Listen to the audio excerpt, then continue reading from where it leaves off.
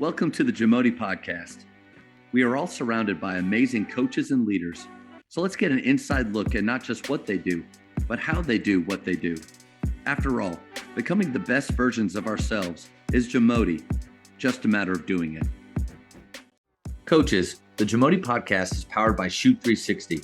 The future of basketball has arrived in Dallas-Fort Worth. Shoot 360 combines the latest sports technology with the fundamentals of basketball skill development. The result is a one-of-a-kind video game-like basketball program designed to improve your shooting, dribbling, and passing. Visit shoot360dfw.com to learn more and register for your free 1-hour workout evaluation. Shoot 360, the future of basketball is here. Kind of going back to something you said earlier about being a believer and in a different environment. And I think the approach that you had for it is right on the money, where I don't know, and this is all going off of Coach Tang at KSU. He had a great press conference where they were talking about him and his faith. And I knew him back early at the Baylor days, and he was the exact same then that he is now. He gave out his phone number to the entire student population at Kansas State University and said, hey, if you ever need anything, let me know. Like, gave out his cell phone. I was like, that's crazy. But he said that we don't need to be preaching and hitting people over the head. He said we just have to show it by how we live. And Coach, I was literally listening to a song earlier today, and one of the lyrics jumped out at me. It said something like, I'm not a pastor, but my life is the pulpit. Like, what a great idea for not just what we say, but what we do, and that to make sure that our life is showing, what it means to be a Christ follower. And I think if I could go back to public school and do it over again, because I was there for a little while before faith, I think that's kind of the approach I would like to take, and that seems like what you've done. Yeah, with that does come the other side also, in the persecution, and the what's the word? You're just kind of under a microscope a little bit more, at times, and I've had it thrown back at me, if somebody doesn't make the team, or they don't make the team they want to make. What about grace? Yeah. I thought we were about that. The standards are really high. I talk to my guys all the time about that, about how high the bar is set. Like, we have faith on our chest. Fellas, the bar's set really high. So if I'm coaching you and I just let a cuss word fly out, well, that damages the mission. We're held to this high standard. Sorry, Coach, cut you off there. Yeah, no, it's okay. But I know that that's part of it. And I think, being prayerful for discernment. And I mean, I probably every morning I'm praying for that, just that I have that discernment. And there's been times where I might really want to share something with a kid, but I might reach out to the parent first, like, hey, is it okay with you if I talk to so-and-so about such and such? And they're like, please, yes. And I haven't had one tell me no yet, when it's been that moment where I just really feel like I'm supposed to, but I'm going to be respectful, and I'm going to be careful. I'm going to take that caution, but it's that discernment to ask for that every day. And sometimes, I've had parents reach out to me and ask me, can you talk to my kid about this? And I'm like, okay, but that what I'm going to direct them to is, we want that. I'm like, okay. So, we were at the TABC showcase in June, and I look over, and I don't tell my team to pray. I don't tell them. If they do what they do, and I look over and I see them praying before a game, and I've never seen them do that before.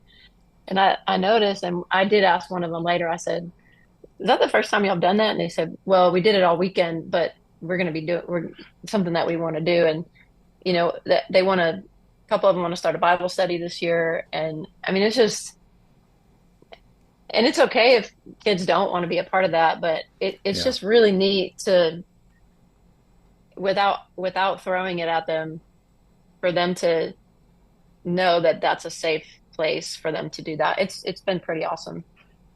But I'm spoiled. I have amazing parents here. I have incredible kids. I have a lot of fun stepping out on the court with them and coaching, and that's it's finding that balance too of, you don't want to confuse them, you want to love them, but holding them to a standard of excellence is important as well. I mean, we're not going to go out and just kind of wing it every day. We're going to be structured and planned. Like we actually plan what we're going to do, but we're going to have fun when we do it. And I tell them before every single game plan this, we're intense. And then I'm like, hey, have fun. It's always the last thing I say before we go out to the court. And they remember that. They key in on that and they think about that. I'd like to say they think about that often. I think they do. I think they would say, no, coach wants us to have fun too. That Yeah. is a tough line there between maybe not being a serious program, because coach, I think I'm very much aligned with you. If we'll choose fun every day, like my goal as a coach is to make it interesting to where this is the place to be. Couldn't imagine doing anything else. Happy to be here. Like that's the idea I think behind coming to the gym and coming to our workouts. But then I had a coach mention this, a younger coach just starting out was struggling between patience and holding them accountable. Having fun and a lot of energy and having a serious, regimented schedule to what you're doing. I can see the conflict sometimes between those two sides.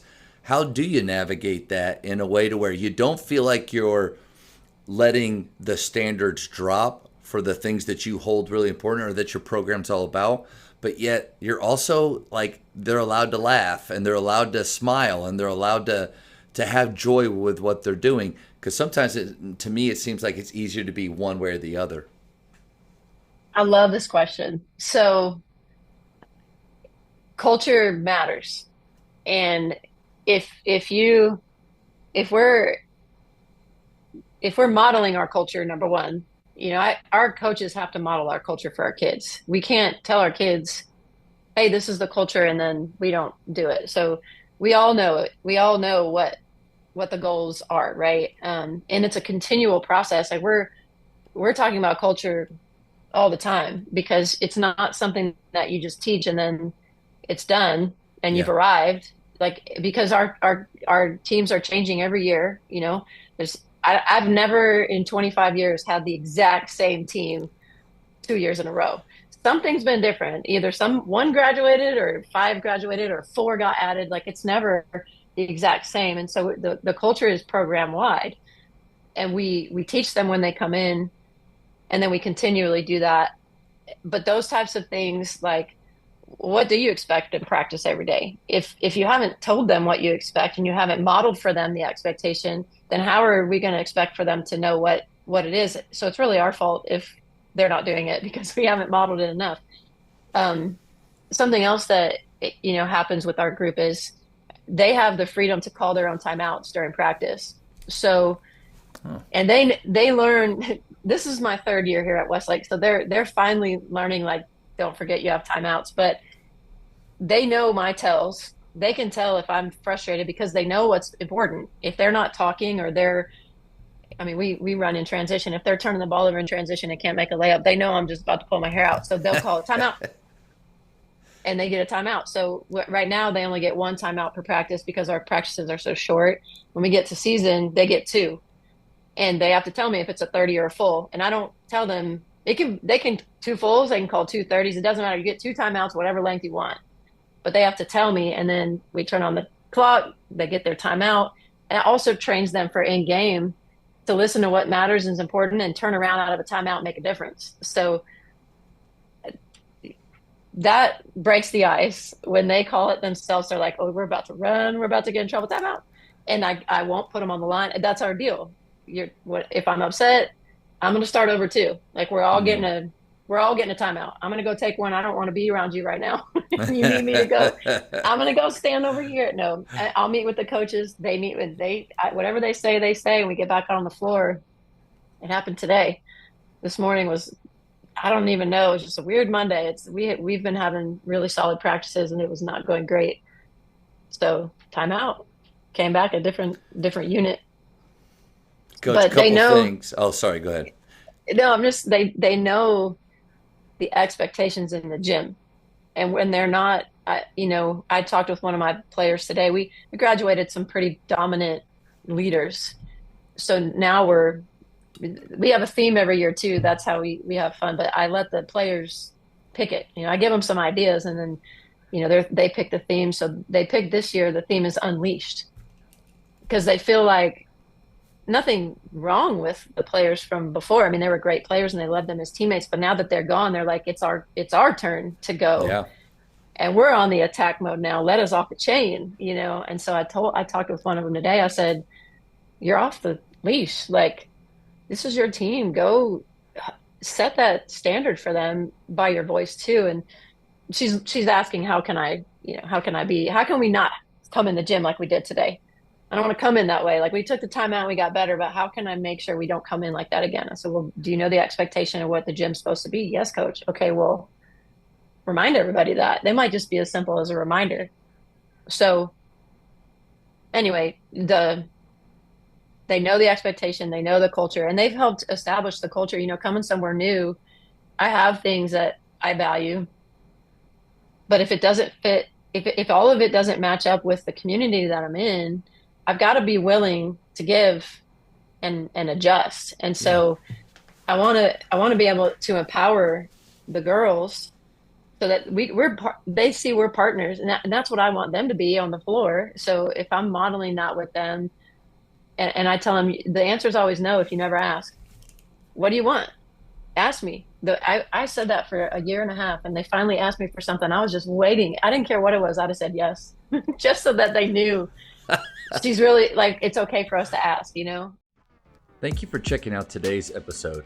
Please take a moment to subscribe to this podcast, share it with your fellow coaches, and find us on social media for what's coming up next on the JAMODI podcast. It's just a matter of doing it.